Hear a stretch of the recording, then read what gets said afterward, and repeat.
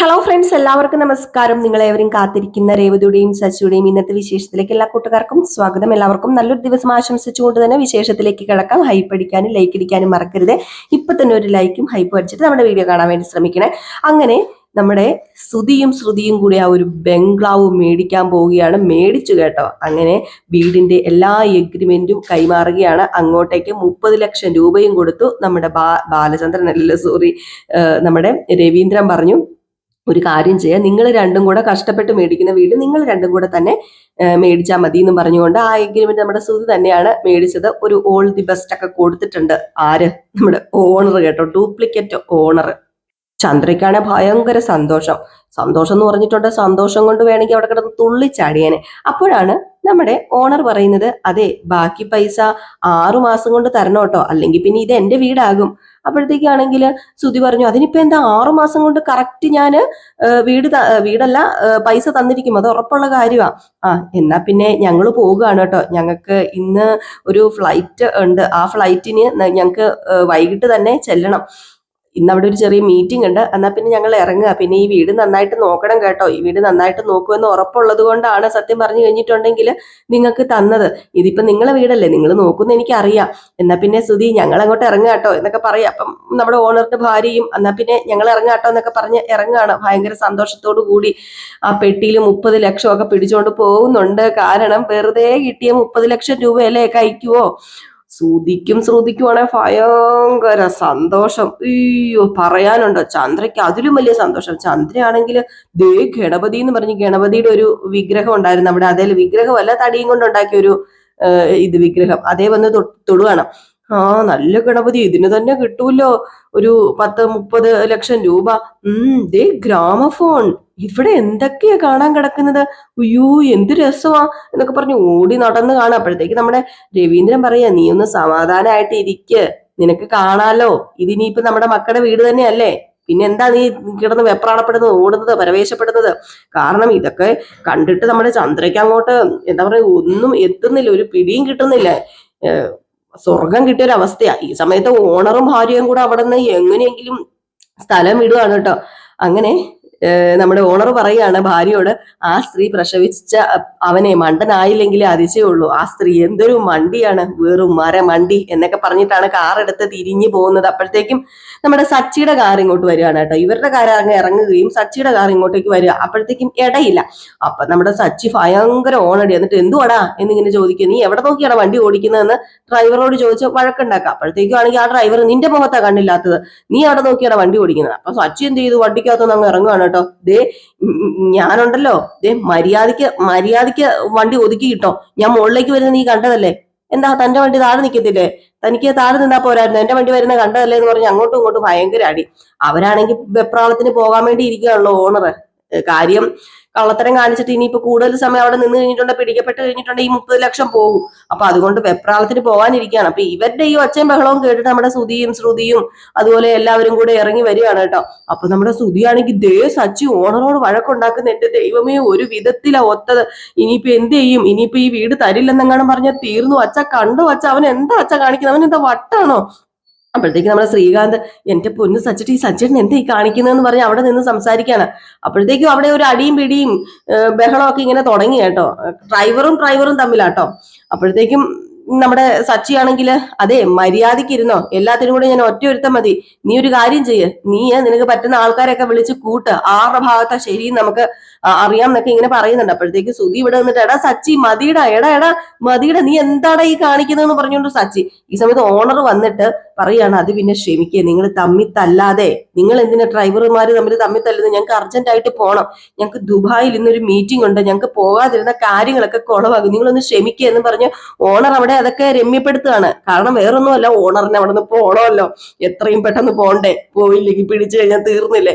അതുകൊണ്ട് ഓണർ പരസ്പരം രണ്ടുപേരെയും ധാരണപ്പെടുത്തി രമ്യപ്പെടുത്തി ആ ഒരു പ്രശ്നം ഒഴിവാക്കി വിടുകയാണ്. അങ്ങനെ ആ ഓണർ വണ്ടിയിൽ കയറി, അതുപോലെ ഡ്രൈവറും വണ്ടിയിൽ കയറി അങ്ങനെ പോവുക. അപ്പൊ ഓണർക്ക് മാത്രമല്ലേ ആ ഒരു പരവേശം അറിയത്തുള്ളൂ. വീടിനിപ്പം തിരിച്ചു കയ്യിൽ കിട്ടിക്കഴിഞ്ഞിട്ടുണ്ട്, എന്തായിരിക്കും അവസ്ഥ. അങ്ങനെ ഒരു കണക്കെ നമ്മുടെ ഓണർ എല്ലാ കാര്യവും പറഞ്ഞ് രമ്യപ്പെടുത്തി ഡ്യൂപ്ലിക്കേറ്റ് ഓണർ ഡ്രൈവറെ പിടിച്ചോണ്ട് പോവുകയാണ്. അല്ലെങ്കിൽ നമ്മുടെ സച്ചിയുടെ കയ്യിൽ നിന്ന് അവനിട്ട് വല്ലതും കിട്ടിയേനെ. ഏതായാലും ഈ സമയത്ത് നമ്മുടെ സച്ചിയും കയറി പോകുന്നു, അതുപോലെ ഒതുക്കി കൊടുക്കുന്നുണ്ട് കേട്ടോ. അങ്ങനെ വിട്ടാൽ പറ്റത്തില്ല, നിങ്ങളുടെ വണ്ടി അവിടെ കിടന്നാൽ മതി എന്ന് പറഞ്ഞിട്ട് സച്ചിയാണ് ആദ്യം കയറി പോകുന്നത്, പിന്നെയാണ് മറ്റേ വണ്ടി പതുക്കെ ഇറങ്ങി പോകുന്നത്. ഏതായാലും ഈ സമയത്താണെങ്കിൽ നമ്മുടെ സുധി ആണെങ്കിൽ ദേഷ്യം, സുധിക്ക് അങ്ങോട്ടേക്ക് പോകാനും പറ്റത്തില്ല. കാരണം സുധി ചെന്ന് കഴിഞ്ഞിട്ടുണ്ടെങ്കിൽ നമ്മുടെ സച്ചി സുധിയുടെ അനിയനാന്ന് അറിഞ്ഞു കഴിഞ്ഞാൽ ഇനിയിപ്പോ വീട് കിട്ടാതെ പോയാലോ എന്ന് ഓർത്തിട്ട് പരവേശപ്പെട്ട് അങ്ങോട്ടേക്ക് ആരും ചെന്നുമില്ല കേട്ടോ. സുധി വിട്ടുമില്ല ആരെയും, അവര് കിടന്ന് അടി വെച്ചിട്ട് പൊക്കോളും, പതുക്കെ അങ്ങ് പൊക്കോളും, നമ്മൾ ഇനി ചെല്ലണ്ട എന്നുള്ള രീതിയിൽ അവിടെ സുധി അവിടെ നിൽക്കുകയാണ്. രവീന്ദ്രൻ പറഞ്ഞു നീ പോണ്ട, അവരവര് തമ്മിലുള്ള പ്രശ്നം തീർത്തോളൂ എന്ന് പറഞ്ഞുകൊണ്ട് അവരാരും ഇറങ്ങി ചെന്നുമില്ല. ഏതായാലും സച്ചി കയറി വന്ന ഉടനെ എന്ത് പരിപാടിയാടാ നീ കാണിച്ചത്, എന്താടാ അവരുമായിട്ട് പ്രശ്നം, അത് പിന്നെ അവൻ റോങ് സൈഡ് അല്ലേ കയറി വന്നത്, ഓ നീ വന്ന് കയറിയപ്പോ തന്നെ പ്രശ്നമാണല്ലോ സച്ചി, അയ്യോ ഇനിയിപ്പൊ സാർ എന്ത് വിചാരിച്ചു കാണുമോ എന്തോ. ഏത് സാറ്?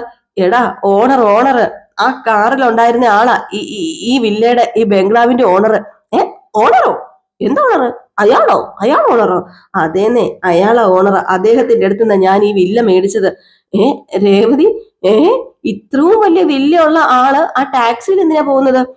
അത് പിന്നെ അവര് എയർപോർട്ടിലേക്കാ പോകുന്നത്, അതുകൊണ്ടാ സാറ് അങ്ങനെ വണ്ടിയൊക്കെ വിളിച്ചു പോകുന്നത്. അതിനിപ്പോ എന്താ പ്രശ്നം ഇരിക്കുന്നത്? അതിപ്പോ ശരിയാവുന്ന എങ്ങനെയാ? കോടീശ്വരനായ ഒരാളാ ആ കാർ ബുക്ക് ചെയ്യുവോ? അത് മാത്രല്ല അയാളെ ഭയങ്കര ഒരു വെപ്രാളത്തിലായിരുന്നു, ചേരാത്ത ഒരു കോട്ട് വിട്ടോണ്ടാ അയാൾ നിന്നത്. എന്തോ സംശയമുണ്ട്, അയാൾ എന്തോ രക്ഷപ്പെടാൻ നോക്കുന്ന പോലെ എനിക്ക് തോന്നിയത്. എന്തോ കള്ളത്തരമുണ്ട്, നിന്നെ പറ്റിച്ചിട്ട് പോവുകയാണെന്ന് എനിക്ക് സംശയമുണ്ട്. ആര്? പോടാ, എന്നെ പറ്റിച്ചിട്ട് പോകുമൊന്നുമല്ല. അവന് തുടങ്ങിയിട്ടുണ്ട് സൂക്കേട്. അപ്പോഴത്തേക്കും നമ്മുടെ സച്ചി പറഞ്ഞു ഇപ്പൊ ചെന്നാ പിടിക്കാൻ, ഞാൻ തൂക്കിയെടുത്തോണ്ട് വരാം, വാ നമുക്ക് പോകാം എന്ന് പറഞ്ഞപ്പോഴത്തേക്ക് സച്ചി എന്റെ പൊന്നോ നീ വേണ്ടാത്ത പണിക്ക് പോവാതെ ഒരു വിധത്തില ഒരു വീട് ഒപ്പിച്ചത്. 5 കോടിയുടെ വീട് 3 കോടിക്ക് തരാന്ന് അദ്ദേഹം പറഞ്ഞത്. ഇനി നീ അദ്ദേഹത്തെ കൊണ്ട് വീട് തിരിച്ചെടുപ്പിക്കല്ലേടാ, ഇവൻ എവിടെ ചെന്നാലും അവിടെ പ്രശ്നമാണല്ലോ എന്ന്. ഈ സമയത്ത് ചന്ദ്ര പറഞ്ഞു രവിയേട്ട അവൻ പറയുന്നത് കേട്ടോ, ഇദ്ദേഹത്തെ കണ്ടിട്ട് ഒരു തട്ടിപ്പുകാരനാണെന്ന് തോന്നുന്നുണ്ടോ? ഇല്ലല്ലോ, ഇദ്ദേഹം എന്നെ കണ്ട ഉടനെ അദ്ദേഹം എന്താ പറഞ്ഞത്, എന്റെ ഐശ്വര്യമുള്ള മുഖം എന്റെ മുഖത്ത് ലക്ഷ്മി ദേവി വിളയാടുന്നുണ്ട് എന്നൊക്കെ. അദ്ദേഹം സത്യം മാത്രമേ പറയത്തുള്ളൂ, അദ്ദേഹം സത്യം പറയുന്നെന്ന് എനിക്ക് മനസ്സിലായി. അദ്ദേഹം സത്യസന്ധന, ഇവൻ സംശയിക്കുന്ന പോലെ ഒന്നുമില്ല. ആര് സത്യസന്ധൻ? അയാള് അമ്മയുടെ മുഖത്ത് നോക്കി ഇങ്ങനെയൊക്കെ പറഞ്ഞെങ്കിൽ ഉറപ്പായിട്ടും അയാൾ തട്ടിപ്പുകാരൻ തന്നെയാ. അപ്പൊ രവീന്ദ്രൻ പറഞ്ഞു വേടാ സച്ചി നീ മിണ്ടാതിരിക്കും, ഇനിയിപ്പൊ അതിന്റെ പുറകെ പോകാനൊന്നും നിക്കണ്ടെന്നേ, ബാ നീ അകത്തേക്ക് ബാ. ഞാൻ വണ്ടി അകത്തേക്ക് കൊണ്ടുവരണ്ടല്ലോ, ഞാൻ വണ്ടി ഒന്ന് ഒതുക്കിയിട്ട് വരാന്നൊക്കെ പറഞ്ഞുകൊണ്ട് നമ്മുടെ സച്ചി അവിടെ നിൽക്കുക. സച്ചിക്ക് ഒരു എത്തും പാടും പിടിയും കിട്ടുന്നില്ല കേട്ടോ, എന്തൊക്കെയോ അശപശപശകൾ നമ്മുടെ സച്ചിക്ക് തോന്നുന്നുണ്ട്. ഈ സമയത്ത് പിന്നെ കാണിക്കുന്ന സീന് ചന്ദ്ര അങ്ങോട്ട് വീട് കണ്ട് തീരുന്നില്ല, ഓടി നടക്കുന്ന മറ്റേ ചെറുകം കൂടെ ഉണ്ടായിരുന്ന നമ്മുടെ ചന്ദ്ര പാറി നടന്നേനെ. അപ്പൊ ഒരു സൈഡില് രേവതിയും ശ്രീകാന്തും വർഷയും നടക്കുന്നുണ്ട് കേട്ടോ, അവരും ഇങ്ങനെ വീടൊക്കെ കാണുന്നുണ്ട് മുഴുവനും. ആ വീട് കണ്ട് തീർക്കണമെങ്കിൽ തന്നെ ചിലപ്പോൾ ഒരു ദിവസമൊക്കെ പിടിക്കും. അപ്പൊ അതുപോലെയാണ്, ഒരു ദിവസമല്ല 2 ദിവസമൊക്കെ പിടിക്കും. അങ്ങനെ ശ്രീകാന്ത് ചോദിച്ചു 2 പേർക്ക് താമസിക്കും, ഇത്രയും വലിയ വീട് എന്തിനാന്ന്? അപ്പൊ വർഷ പറഞ്ഞു അത് പിന്നെ 2 പേർക്ക് താമസിക്കാനാണെങ്കിലും ഇത്ര വലിയ വീടുള്ളത് അതൊരു എടുപ്പല്ലേ ശ്രീകാന്തേ, അങ്ങനെയൊന്നും ഇല്ലെന്നേ. 2 പേരാണെങ്കിലും എന്റെ അച്ഛനും അമ്മയൊക്കെ താമസിക്കുന്നതോ എന്നൊക്കെ ഇങ്ങനെ പറയുന്നുണ്ട്. ഈ സമയത്താണെങ്കിൽ നമ്മുടെ ചന്ദ്ര ഓടി വന്നിട്ട് മോളെ ശ്രുതി ഞാൻ കണ്ടു, മൊത്തം കണ്ടു. ഈ വീട് നിങ്ങൾക്ക് വേണ്ടി ദൈവം ഉണ്ടാക്കിയത്, അതിനൊക്കെ സമയമായി. എന്റെ പൊന്നു രവിയേട്ട ഇവിടെ തന്നെ ഇരിക്കാതെ വീടൊക്കെ ഒന്ന് ചുറ്റിക്കാണ്. അയ്യോ എനിക്കാണെങ്കിൽ കണ്ടിട്ടാണെങ്കിൽ ഒരു സമാധാനമില്ല. അയ്യോ എത്രയും പെട്ടെന്ന് ഈ വീട്ടിൽ വന്ന് താമസിച്ചാ മതി. ഓരോ ദിവസം കൂടുന്തോറും എന്റെ മോനിങ്ങനെ വളർന്നുകൊണ്ടിരിക്കുക. നിങ്ങൾക്ക് ഇതൊക്കെ കണ്ട് സന്തോഷമാവുന്നില്ലേ? അതെ, എനിക്ക് അഭിമാനം തോന്നുക. എനിക്ക് തോന്നുന്നൊന്നുമില്ല, നിങ്ങൾക്ക് തോന്നത്തില്ല. എല്ലാ ആണുങ്ങളുടെയും വിജയത്തിന് പിന്നിൽ ഒരു പെണ്ണ് ഉണ്ടെന്ന് എല്ലാവരും പറയില്ലേ, അത് ശരിയാ.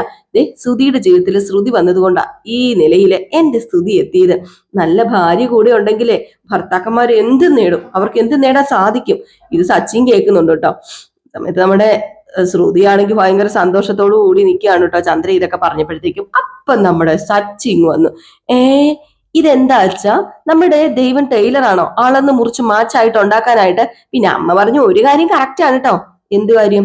നല്ല ഭാര്യ കൂടെ ഉണ്ടെങ്കിൽ ഭർത്താക്കന്മാരെ എന്ത് നേടുന്നു പറഞ്ഞില്ലേ. അച്ഛൻ എന്തുകൊണ്ടാ ഇതുപോലത്തെ വീട് വാങ്ങാൻ പറ്റാത്തതെന്ന് എനിക്ക് ഇപ്പോഴാ മനസ്സിലായത്. നല്ല ഭാര്യമാരുണ്ടെങ്കിലല്ലേ ഭർത്താക്കന്മാർ ഉയരത്തുള്ളൂ എന്ന്.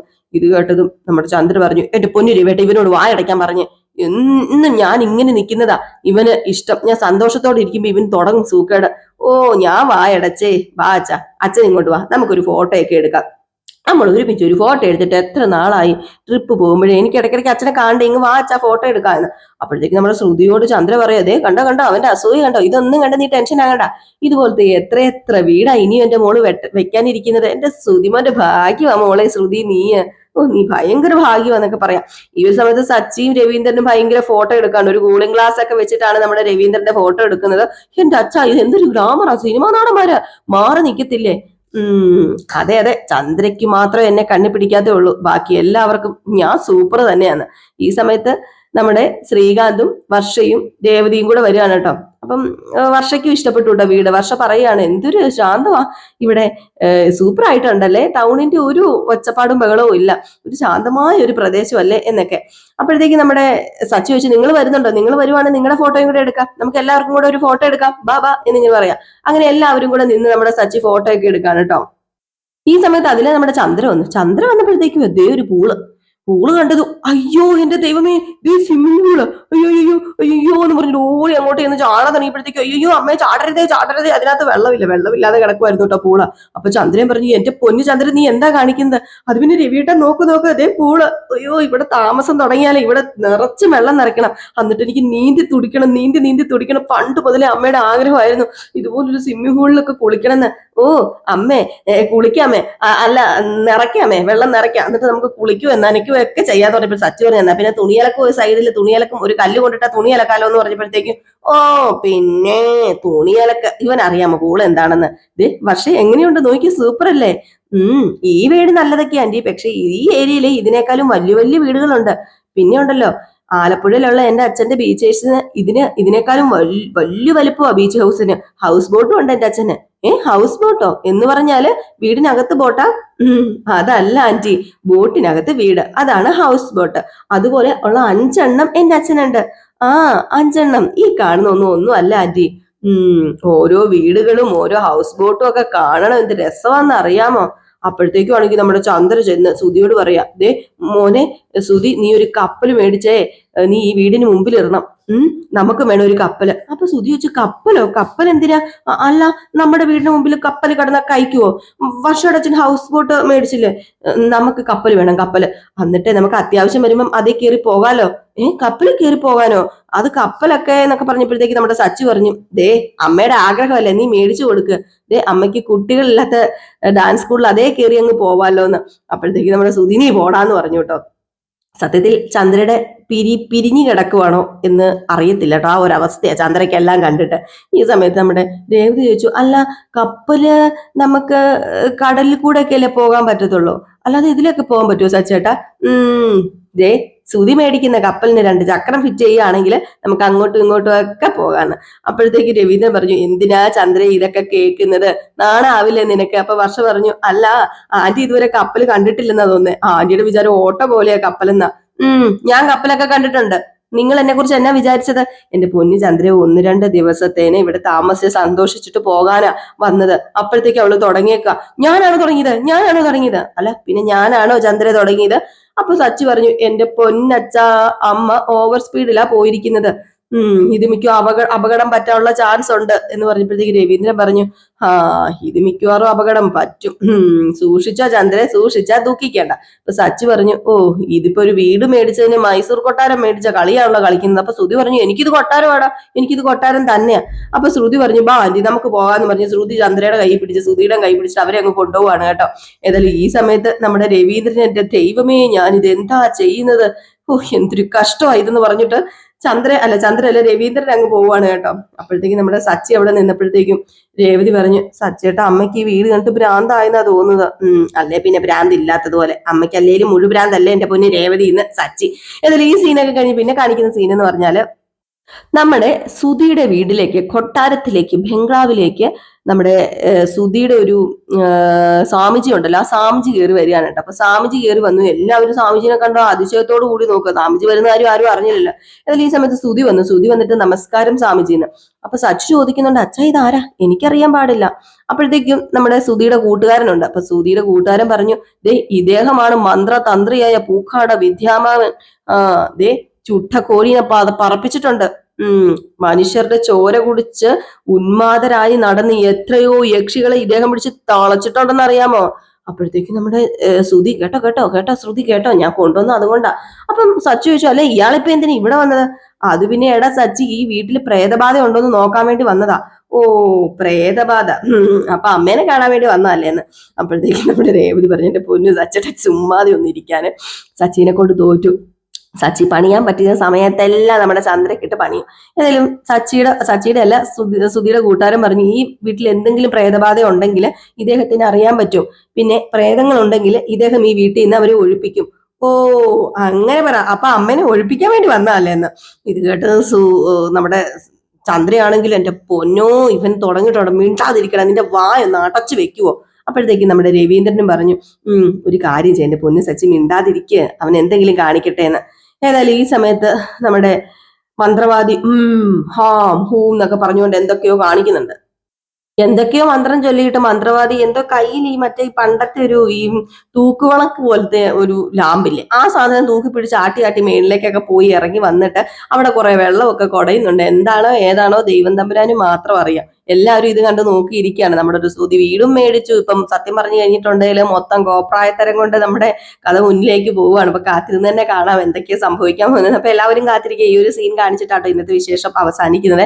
മഹാബോറായിരുന്നു എന്നൊക്കെ എനിക്കറിയാം. കമന്റ്സ് ഒക്കെ ഇപ്പം ഒരുപാട് വരും. കാരണം നമുക്ക് പറയാൻ ഡയലോഗുകളോ ഒന്നും ഇന്നത്തെ കഥയിൽ അമിതമായിട്ട് കിട്ടിയിട്ടില്ല. കാരണം ഇന്ന് ചെറിയൊരു കോപ്രായത്തരങ്ങളൊക്കെ കാണിച്ച് ആ വീടിനുള്ളിൽ കഥ അങ്ങ് പോയേക്കുന്നത് കേട്ടോ. അപ്പൊ എല്ലാവർക്കും ഇന്നത്തെ ഒരു ദിവസം നല്ലതാകട്ടെ എന്നൊക്കെ ആശംസിച്ചുകൊണ്ട് നിർത്തിയാണ്. നെക്സ്റ്റ് വീഡിയോ ആയിട്ട് കാണാം. ലൈക്ക് അടിക്കാനും ഹൈപ്പ് ചെയ്യാനും മറക്കരുത്. Tata, bye bye.